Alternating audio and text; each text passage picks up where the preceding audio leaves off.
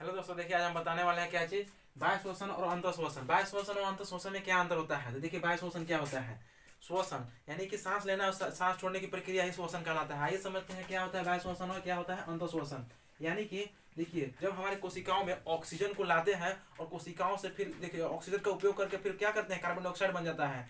Oxygen को हम बाह्य वातावरण से लाएं और कोशिकाओं में उपयोग के बाद कार्बन डाइऑक्साइड को बाहर निकालने की जो प्रक्रिया है उसे हम बाह्य श्वसन कहते हैं। यानी कि यहाँ समझ सकते हैं कि मेरा एक शरीर है, शरीर की कोशिका है, यहाँ से हम ऑक्सीजन को इंटर कराएं और फिर क्या किया कि इसका उपयोग करने के बाद जब कार्बन डाइऑक्साइड के रूप में हम इसको बाहर निकाल देते हैं, इसलिए हम बाह्य श्वसन भी कहते हैं। यानी कि आया और बाहर की बाहरी चला गया, इसलिए इसको हम बाह्य श्वसन कहते हैं। इसको डिफिनेशन में बोल सकते हैं कि जब हम बाह्य वातावरण से ऑक्सीजन को लेकर और कोशिकाओं तक पहुंचाने के बाद कार्बन डाइऑक्साइड को बाहर छोड़ने की प्रक्रिया को क्या कहते हैं, बाह्य श्वसन कहते हैं। आगे समझते हैं अंतः श्वसन क्या होता है।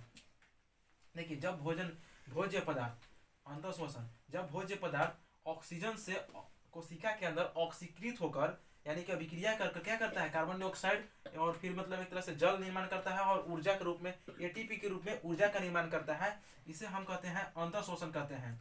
देखिए भोजन के रूप में क्या हम लोग खाते हैं, देखिए अगर चावल दाल कुछ भी खाते हैं तो भोजन के रूप में हमको ग्लूकोज मिलता है, C6H12 और O6 मिलता है। और ऑक्सीजन यानी कि जब हम सांस लेते हैं तो ऑक्सीजन हमारे शरीर में जाता है और उसके बाद कोशिका के अंदर हमको जब ऑक्सीकृत होकर क्या बनाता है, कार्बन डाइऑक्साइड और जल बनाता है और उसके साथ हमें ऊर्जा देती है एटीपी के रूप में।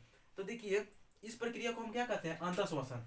चूंकि जो अंतः श्वसन है वो कहाँ पर हो रहा है, कोशिका के अंदर होता है, कोशिका के अंदर हो रहा है। जो अंतः श्वसन है कहाँ पर हो रहा है, कोशिका के अंदर हो रहा है, इसलिए हम अंतः श्वसन को हम कोशिकीय श्वसन के नाम से भी जानते हैं।